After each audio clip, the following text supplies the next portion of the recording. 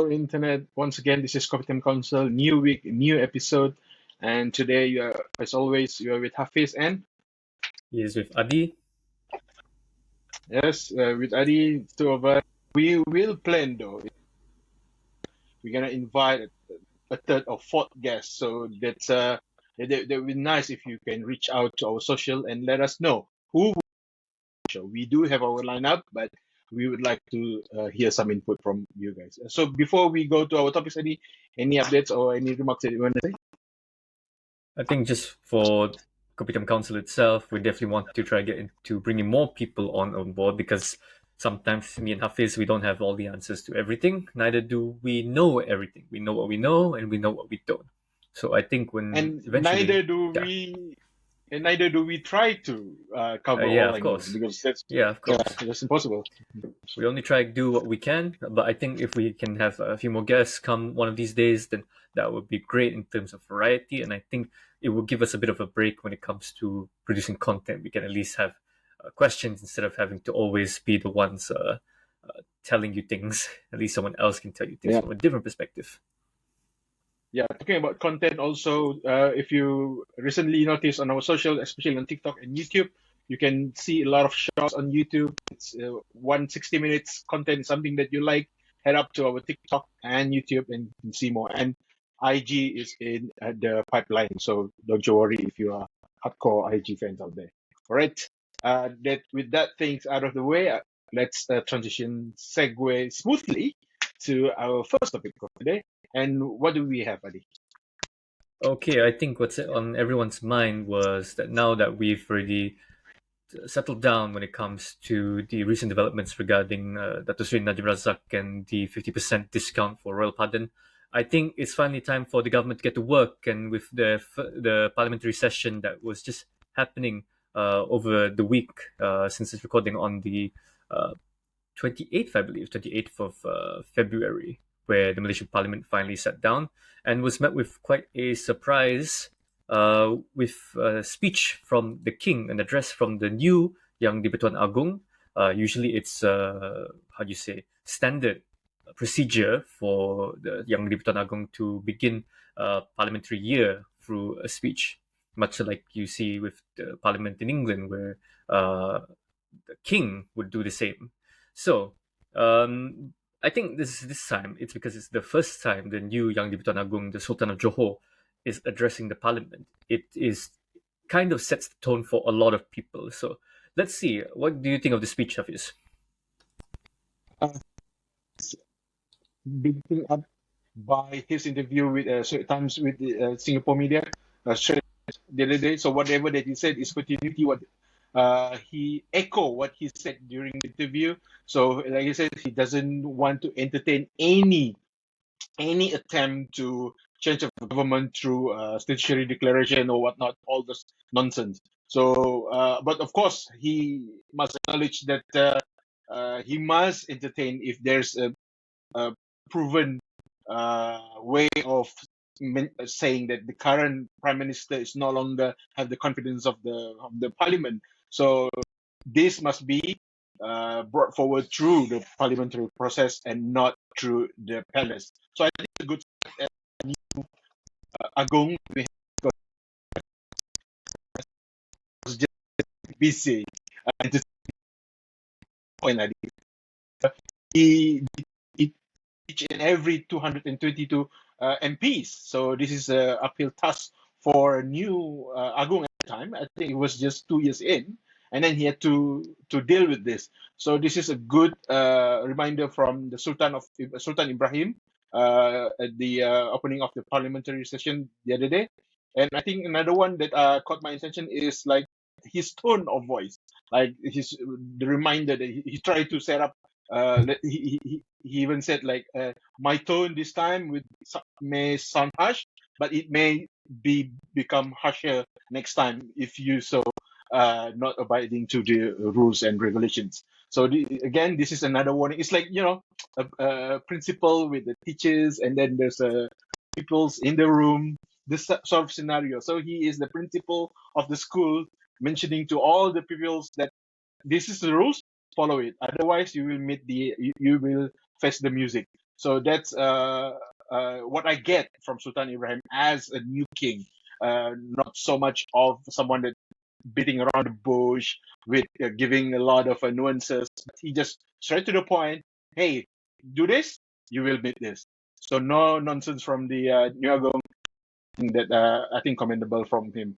What about you? What do you find Yeah, interesting about I the? think I think your whole analogy about school principal with in the class is kind of interesting because I think this was a trend that started with Sultan Kelantan when he addressed the parliament and says, "Please don't leave, no one leaves," and then it sort of transitioned over to Sultan of Pahang, who I think we can characterize his reign as very challenging. A lot of political situations where he had to step up a bit and assert himself, but at the same time, very understanding and I think very wait and see kind of approach and very understanding terrible. Now you have a huge paradigm shift with Sultan of Johor now being the Yang Di-Pertuan Agong, who is very much different than his Pahang counterpart, who is a bit more active, who is more, how do you say, assertive in a way. And I think this comes, this tone, I think everyone was kind of expecting this in a way, like when news that Johor was going to be the one next in line to become Yang Di-Pertuan Agong, it kind of had a kind of rang a lot of bells for a lot of people, saying that, oh, we're going to have a more assertive Yang Di-Pertuan Agong this time. And he definitely lived up to his reputation during the speech in being very stern, at the same time being very serious with the political situation at hand, saying things like, we don't want any more instability, we just want the government to focus on the people, and if everything's all right, then this will be an okay 2 or 3 years until the next election. It's very interesting. In a way, it kind of gives the Prime Minister, Datuk Seri Anwar Ibrahim, sort of a safety net in a way. The word from, even though the YDPA is, or even the Sultan is usually seen as a more symbolic position, their words do carry a lot of weight.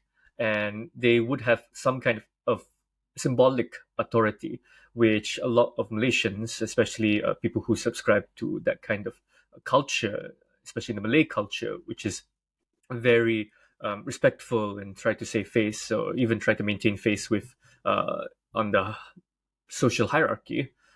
This means a lot for an Agong to say or even a Sultan to say. So it gives that safety net for Anwar that, okay, if the Agong doesn't want to tolerate any more instability, he doesn't want to see another situation where he would have to call all the MPs to find out who has the majority. He doesn't want that kind of situation, I believe. And this is perfect for the Prime Minister to go along with what he wants to do until the next election. So that's what I seem to get from this speech, is one that's trying to promote more of stability. Hey, just do your job.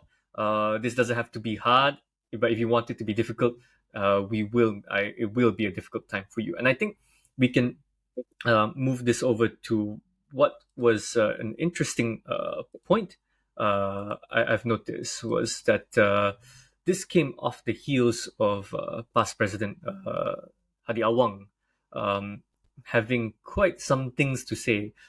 One might take it as either an insult or even a reminder to some of the elites. So, have you seen what that statute, or Malay statute speech that he made, Hafiz? Based on the that's it by he Hadi Hadi is sort of try to school Sultan Selangor of how to act as the ruler of the state that responsible for the Malay culture and of course the religion of Islam. So of course, people on the netizen also says like, hey, Hadi is the so-called ulama, the one that call, but Sultan Selangor is just by the title. He is the ruler of Malay and for the religion of Islam because he is the Sultan. If other people the Sultan, you'd be the same. So Hadi carries more weight in terms of that. So I think that's where the remarks come from, and the Sultan of Selangor sensed that in his remarks. So try to caution Hadi to not to step beyond his lines. Otherwise, this could turn into another Mahathir and Johor royalty family dispute again. So yeah, that's basically it is. And I'm with Sultan. I also already mentioned my position about monarchy. I'm in terms of monarchy and not support, but in this, I'm on the side of Sultan Selangor due to how the things should be managed in public perception. Yeah, these are the things that need to be discussed in MKI, Majlis uh, for Islamic religion. So be present at the meeting and put your thoughts or whatever during the discussion, not in the public letter like this. And then in retaliation, so-called retaliation, Sultan Selangor put up his response as well. So this is for everyone to see. This is on the optics, Adi. It's not that good. Yeah, I think in a way that kind of statement wouldn't have come to pass if it worked in favor for Hadi Awang. I think in terms for many politicians, they would only play optics and whatever seems to be beneficial for them, what statements are okay for them to support. So I think uh, PAS just finds itself on the wrong side of things this time around with the monarchy. But then again, it's hard to navigate a lot of these political situations or even politics in Malaysia without somehow dipping into that whole conversation. So, in a way, it was bound to happen for a lot of people. And I think if you're involved in politics, you're bound to have some, especially in Malaya, you're more or less on a collision course of some sorts with disputes with the monarch. It just depends how you mitigate it, how you handle the situation, and we'll see that how will this develop in the upcoming future. Will Selangor, will Hadi take this, tit for tat kind of situation? Selangor lying down, or will this escalate into a much more existential conversation about the role of the monarch in the context of Malaysia? But I think you summed it up really well. The irony behind Padiawang's statement. So I think we can move on to Parliament itself. It seems to be quite an interesting opening for Parliament this year. What do you what can you gather from this preliminary, I would say, sitting? Again, let's address the elephant in the room. The walkout from Parliament decision just a day into a new session, we already have a walkout. Like, I mean, if you're just gonna walk out on everything that you don't like, Adi, it's gonna turn into something else. It's not gonna be a parliament, isn't it? So I think the opposition needs to be careful on using it because that's the only so-called veto they have, to put out their feelings on the government. And it's very technicality that yeah, it's something it's not out of convention. But come on, so, thank message the previous king and thank the current sitting king. They should be more sort of professional in terms of this. And he's been in the government side. He knows how it works, and he's now in the position, and he should know how it works already. Positions almost a year now. So nothing to be taken away from this. And those who walked out definitely on petty technicality issues like this is not a good thing. What's your comment on that?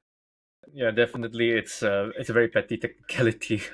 I mean, a motion for gratitude. I mean, of course, it might seem unconventional, unorthodox, but hey, it's a harmless motion, to be honest. And to challenge the PM and to challenge the whole assembly for that, it's just wasting everyone's time. So I think that one's a no-brainer. Of course, it's if let's say the position was reversed, you would see a similar situation happen. Technicalities is only used up when it's in defiance for something or to further something. It's not a matter of fairness. It's a matter of what I need to get across here. So the opposition definitely has something to get across, and that's that I feel that they don't want Anwar to have his own way right at the beginning. They want to make things a bit difficult for him from the beginning, to say that there's still a defiance in them. Yeah.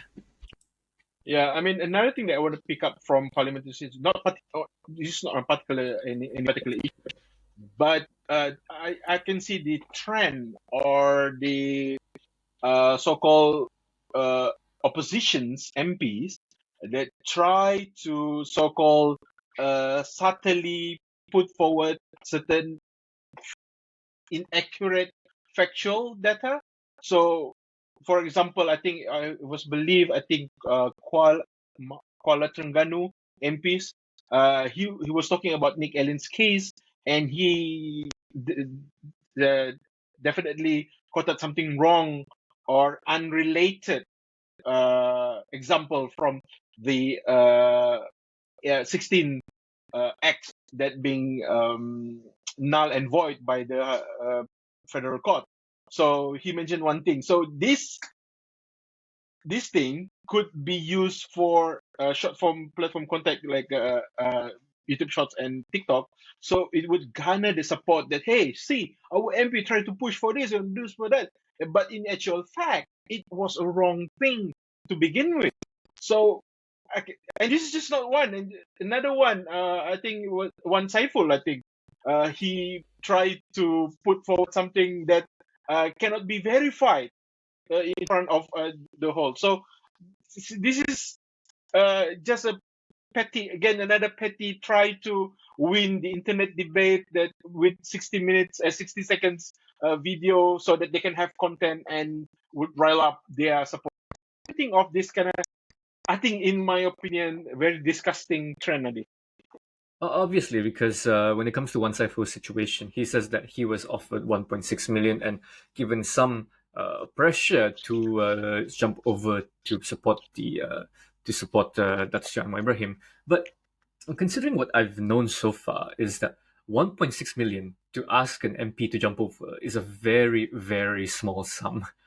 You would find not MPs, people ahli Dewan Undangan Negeri being offered more to jump over to either the opposition or to the government.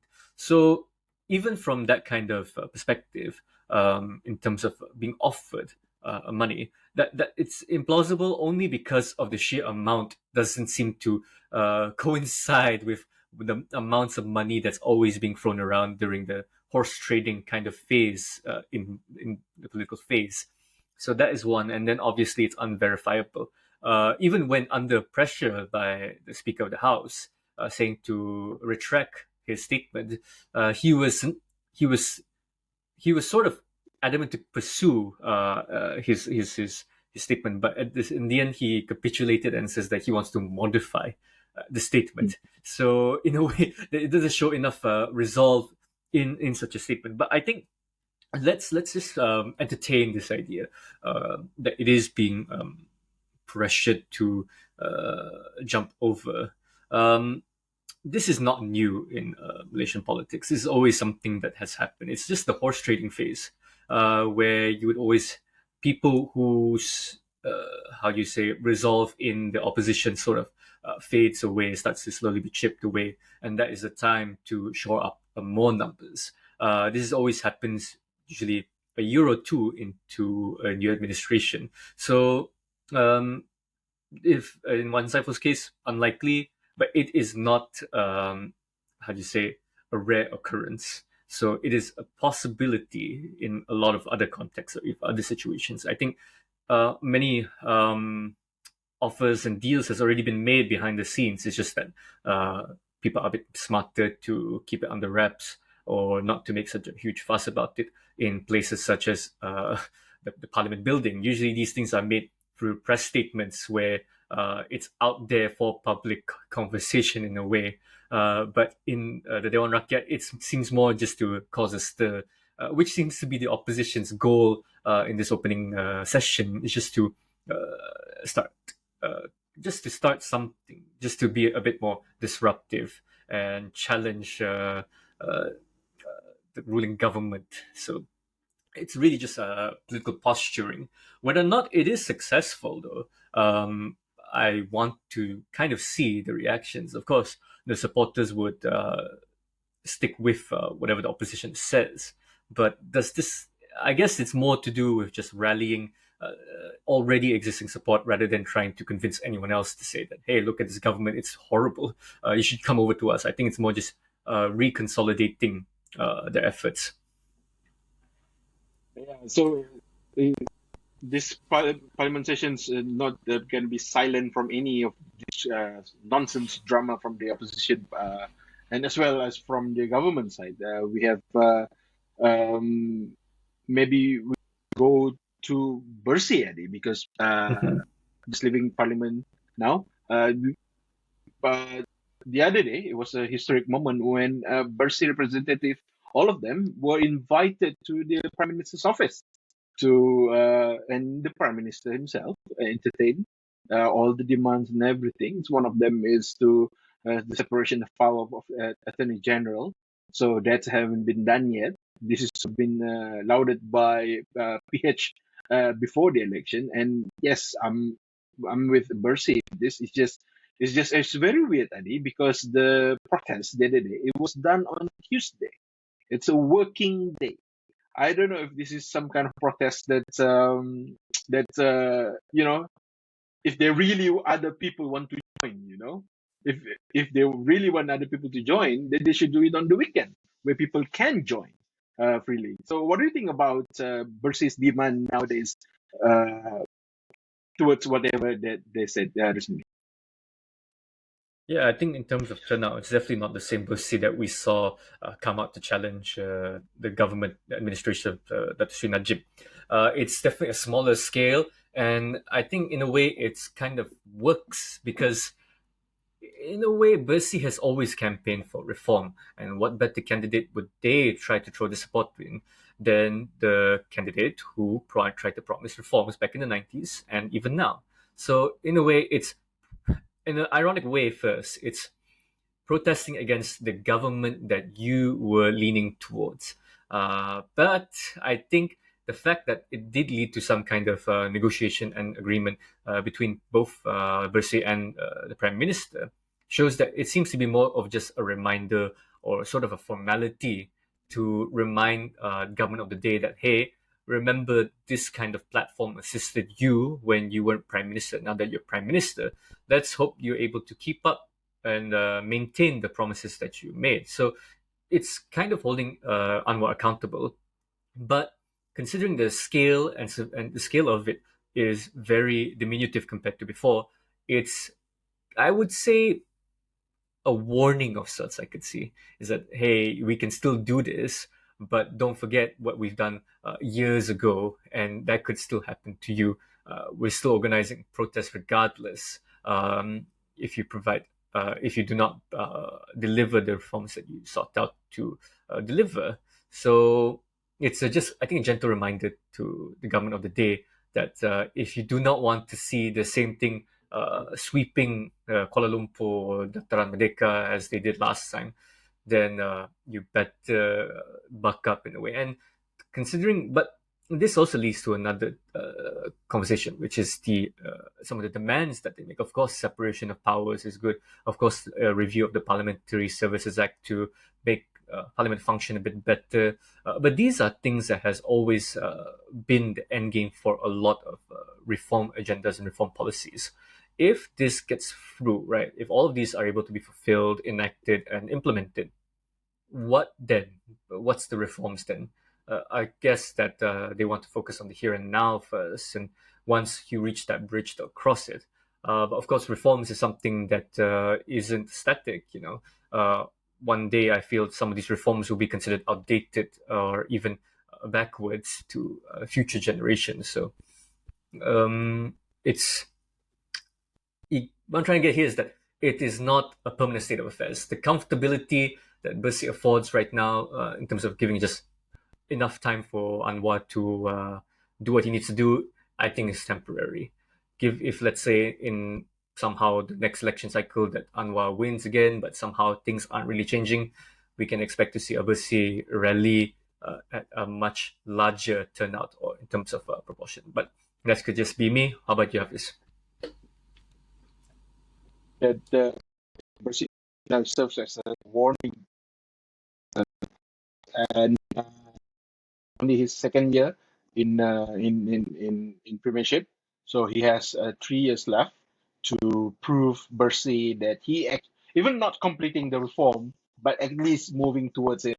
And I think that was sufficiently enough for the Bersih people to say, hey, and acknowledge that there are reform undertaking, but just like any other reform up there, it's going to take a long time to do so. So I think steadfast to Premex to doing so, and the fact that he actually entertained Bersih, invited all of them to his office, I think that's a good start.